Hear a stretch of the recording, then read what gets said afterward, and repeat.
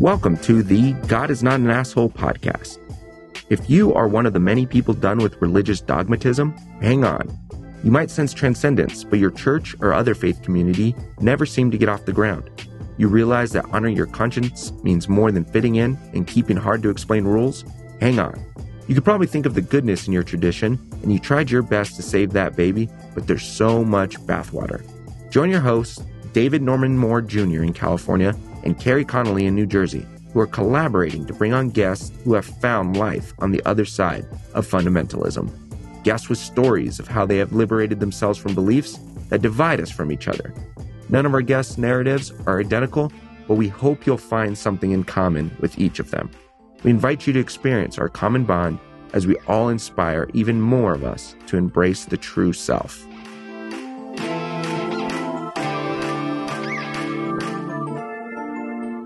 Well, welcome everyone to the God is Not an Asshole podcast. And today, David and I are talking with Samuel Kim. So welcome, Samuel. I'm so glad to have you here today.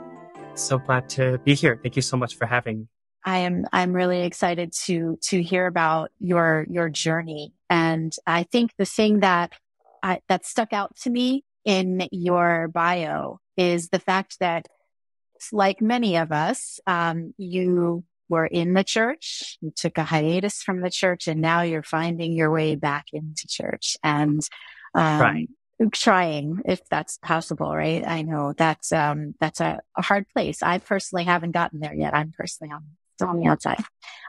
So I would love to just start off with inviting you to kind of talk a little bit about your journey from that perspective. Like what had you in the church?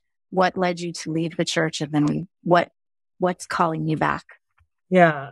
So it's impossible to talk about my experience as a Christian without talking about my parents first. My parents, were missionaries, still are missionaries actually right now. They're in Thailand. Before they were in China.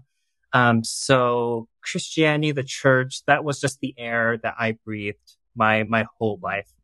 I went to Christian schools for all of my schooling, all of my education, aside from just fourth grade.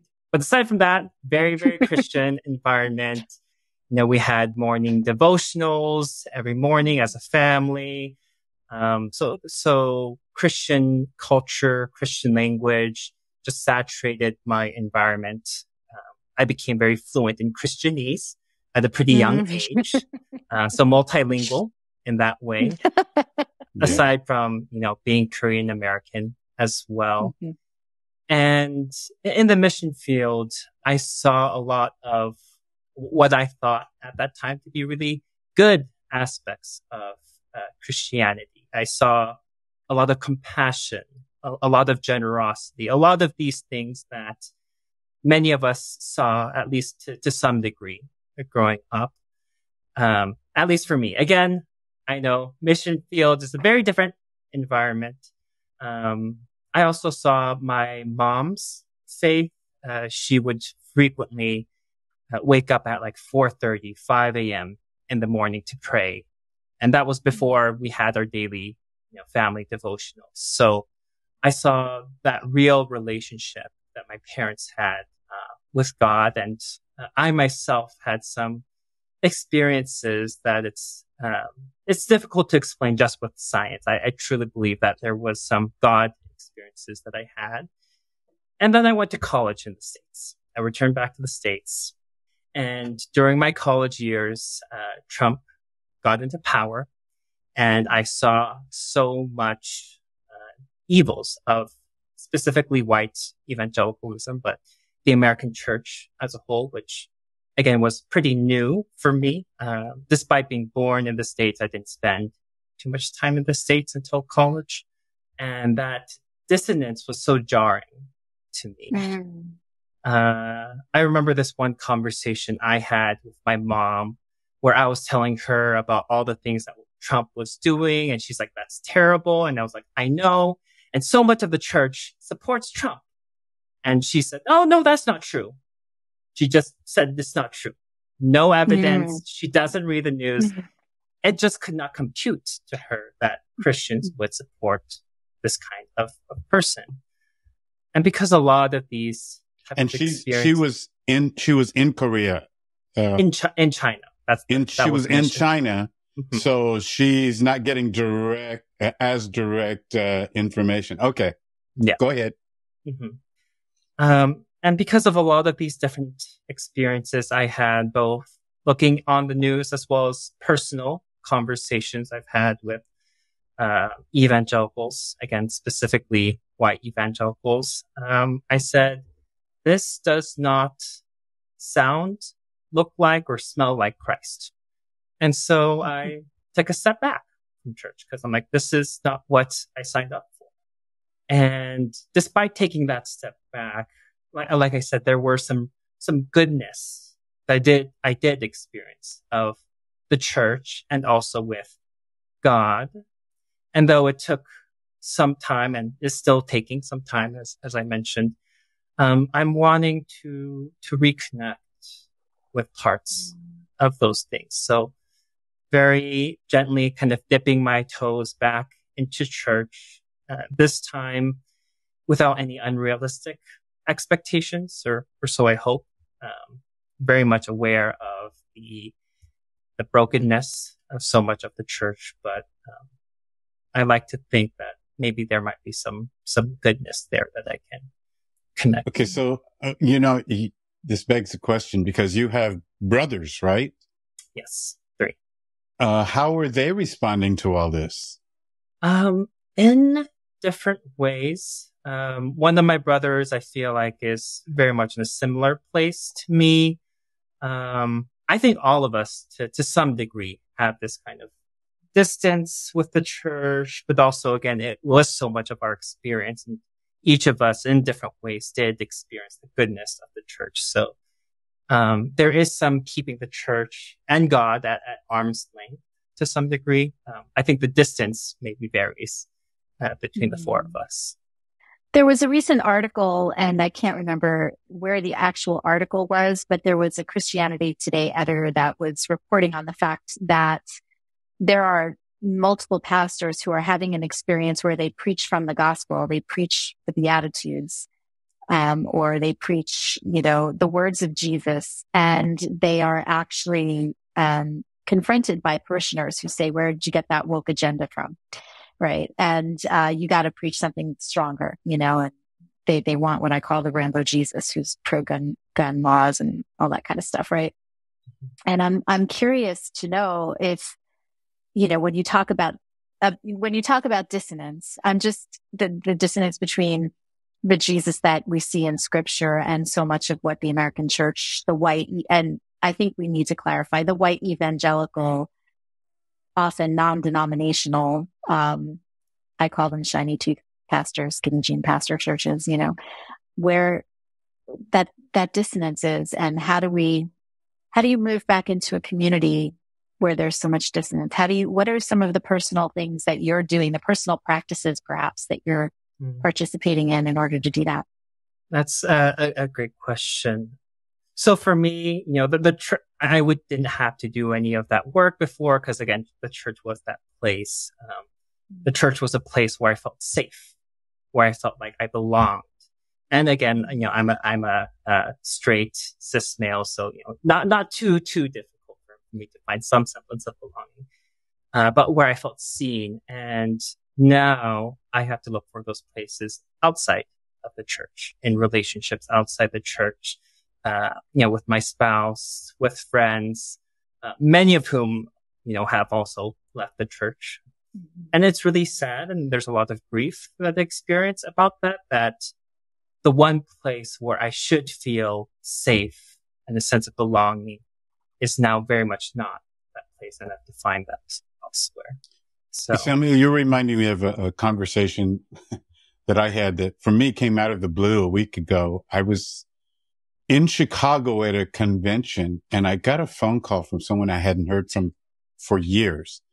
He's quite a bit younger than I am. He may be your age, but he was a UC Santa Barbara student some years ago, African American, who had at the time asked me to mentor him.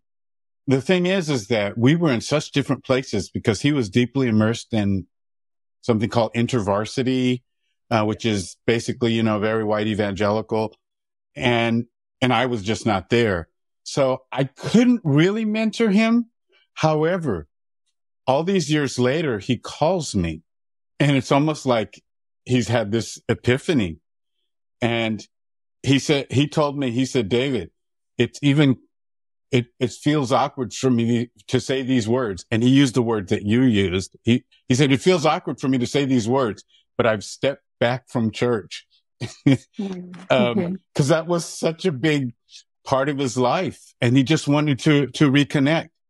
And I'm wondering, because Carrie and I, we've talked with people about this who have family connections in church.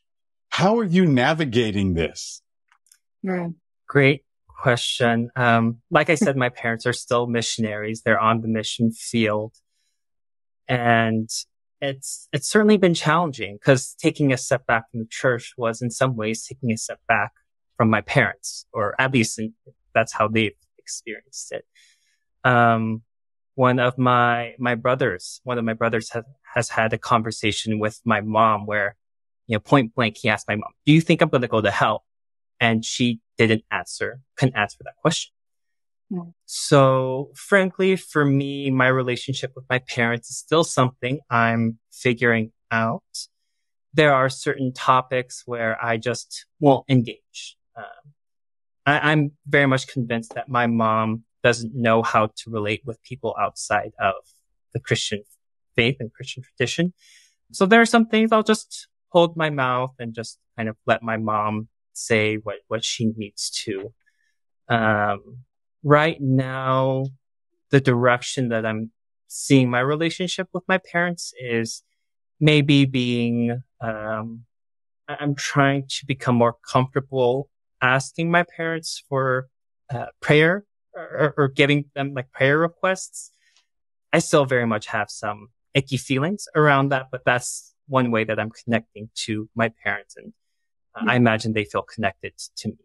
It's not something that feels completely ingenuous to me, but still some common ground of sorts, I guess, that we have.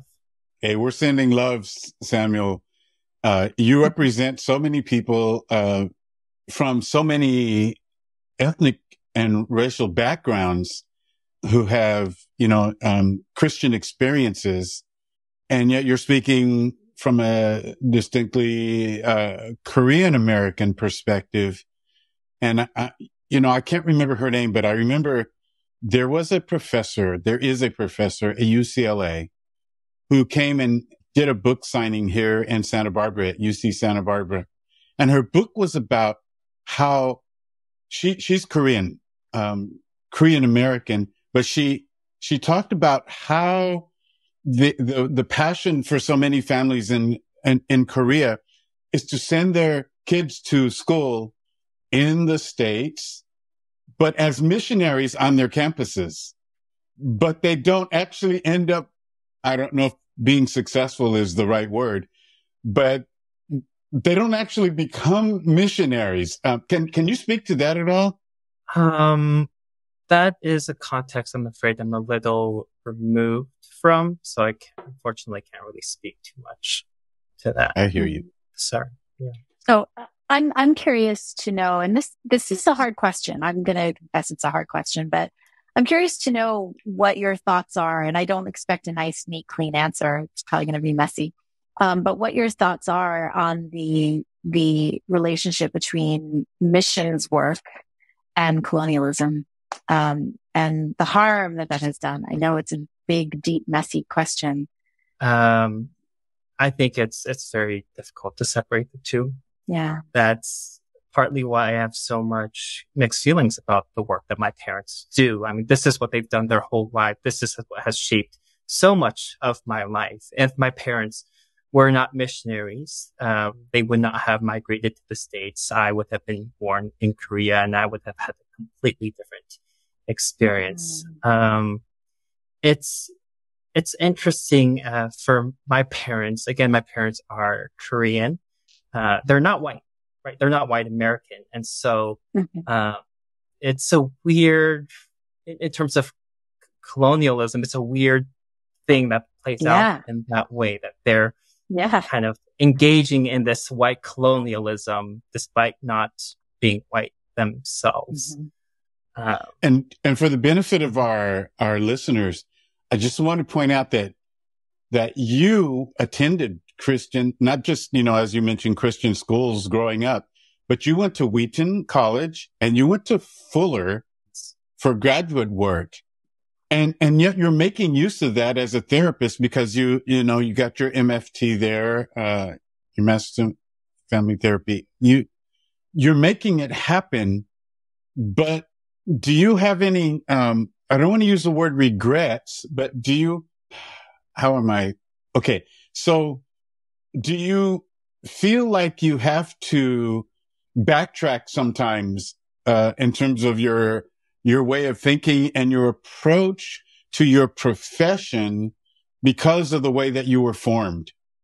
No, actually, I don't think so. I think the education route I took was necessary for the time that I was at. I don't think I could have been receptive to some of these ideas at that time.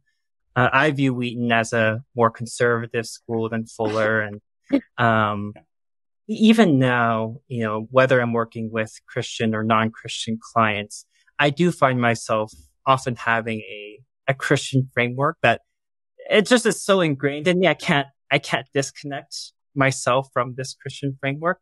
Of course, I'm not explicit about that. I'm not evangelizing to my clients or anything. But there is, like I said, a lot of goodness that I see in much of what I learned. A lot of hope, even a radical kind of hope that I learned, that I find to be very useful in working with my clients who often experience very hopeless types of situations. So I feel I love radical hope. Can you talk more about what radical hope looks like? Yeah. So, again, there were a lot of terrible things I saw as a child in the mission field in China. I saw, children begging on the streets, oftentimes with broken arms or broken legs. And I did hear that, from others that there are some people who kidnap children and deliberately break their arms just so that they can make more money by begging. Now, for me, I think if you can't look into those types of situations and all the other terrible abuses that we see every day in this world, if you can't look at that and have hope, then your hope is full of shit. Is frankly how I see it. Your hope is meaningless. I don't want it. I don't care for it. And so for me, hope has to look like being able to look at completely hopeless situations and still being again, I can't disconnect my Christian language, that God can still do something with this. Sure. So are you feeling hope? Are you feeling that hope? I mean, what's the spring inside of you look and feel like? I do feel that hope about a lot of things. When it comes to the white church, I find a lot of difficulty to holding on to that radical hope. It's much easier, frankly, as a therapist looking at individuals or individual couples to have hope for their particular situations. But when I look at some of the larger things, my hope certainly gets challenged. What year were you in? Years were you at Wheaton? 2013 through 2017. Oh my goodness. So you were there when Larisha Hawkins was there? Yes. Carrie, do you know about Larisha Hawkins? I do not. Oh, well. Please educate me. Sammy, you want to? So there was this one professor, black female professor, tenured at Wheaton, and she posted a picture on Facebook or something wearing a hijab and saying, we worship the same God. To many theologians, not too much of a controversial issue when you look at, Islam and God, a lot of the same fruits, etc. But Wheaton did not take kindly to that and kicked her out, despite a lot of student protests and all these things. One of my roommates at the time was taking her class when all this went down as well. And for a lot of us, the only conclusion we could really have is, this had to do with donors and donors threatening. Again, we didn't have any concrete evidence of that, but it was very difficult to think of anything else, since many other professors at the same college said, I don't think that's a too controversial a stance to take. And many of us also assume it was because she was a Black female person as well. That definitely played a factor in her being kicked out. And I'll emphasize, you said this, but she was tenured. That's even, it takes a lot more to get to remove a tenured professor. Wow. The power of the rich white male donor. And I think that makes total sense that it was donor driven so much. I've seen that in so many nonprofit organizations. And very specifically the way that money plays a role in how an organization will take a stance on racial equity issues, LGBTQ rights, all of those things. Yeah. That's powerful. And I'll say this for Carrie and for anyone who's listening. There is a documentary called Same God, that, you can find streaming, I don't know where, but probably Prime or something like that. And it's the Larisha Hawkins, story. I think she's teaching at another, maybe like North Carolina or some other university now. Now that you tell me that story, I feel like I remember hearing about it back in the day. I do think I remember that story. So it was kind of in the air. So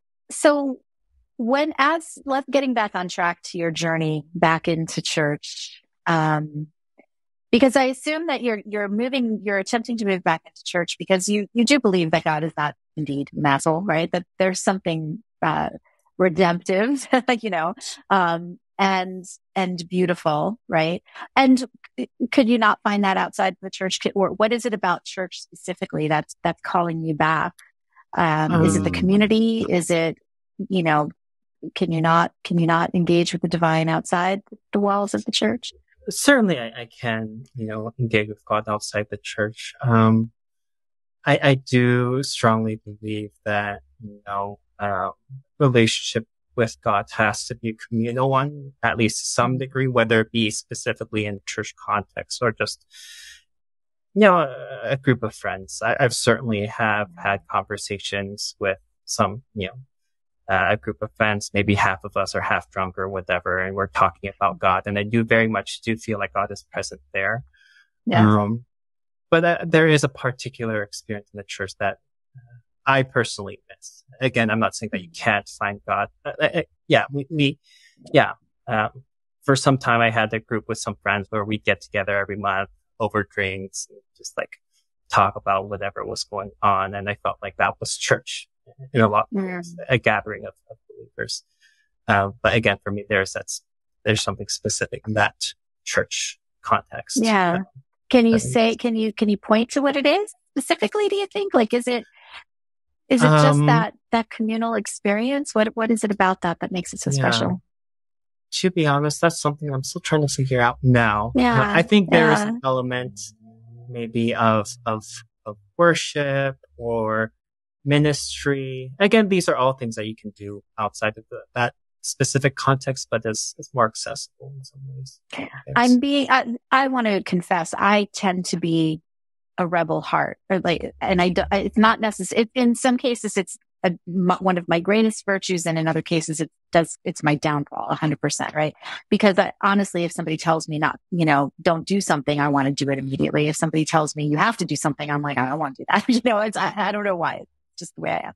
But this conversation is making me remember a time when, I was listening to a pastor speak, and he had been reading, I think it was Donald Miller. I know it was Donald Miller. I think it was Blue Like Jazz, his book, Blue Like Jazz, in which he talks about stopping and being with some friends as they were on a road trip, and they were so overwhelmed by the view that they were seeing that they stopped, and they had to stop at the moment and just have communion on the side of the road. And what a beautiful spiritual moment this was.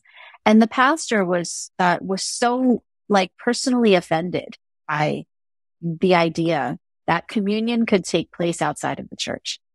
And I couldn't help but wonder. Obviously pre-COVID, right? Yes, definitely pre-COVID. And also coming from a straight, cis, white, white, powerful pastor man.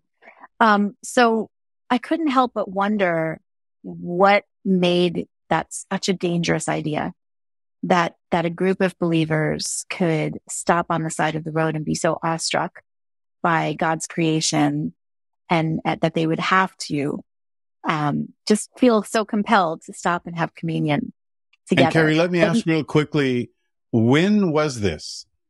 I was still in the church, so before 2015, so probably 2014, somewhere around there. Because, I just, as Samuel was talking, I was thinking, that speaks a lot. He's talking about a generational shift, because I know that, when I was, your age, if I would have said I got drunk with some of my friends and we were in the presence of God, that would never have carried any weight with anybody. Right. But now we have beer and hymns at Wild Goose, right? Yeah, we have these. Yes. Yeah. Mm-hmm. Yes. So I just wonder, like, what makes it such a dangerous concept to have communion on the side of the road? I don't know if you have any thoughts, Samuel, what you're feeling. Well, I certainly personally don't have, I'm not threatened by that. I think it does have to go a lot. I wasn't implying that you were. Right. I just, yeah. I think it just goes back to power, very simply. That's People exactly my thoughts. people in power like staying in power and like doing things their way, and anything different feels very threatening, which again is confusing to me given much of what I see in scripture. There seems to be so much more agency that I see that, God reveals us gifts to others. Yeah. So I think it's just simply power. Thank you so much for being here today. We are people who have left behind performance-based religion and the shame that comes with it. Maybe you have a personal liberation story to tell, and we want to know about it. Please contact us on Twitter at God is not an asshole, or text 805-703-8393, because the world needs to know that God is not an asshole.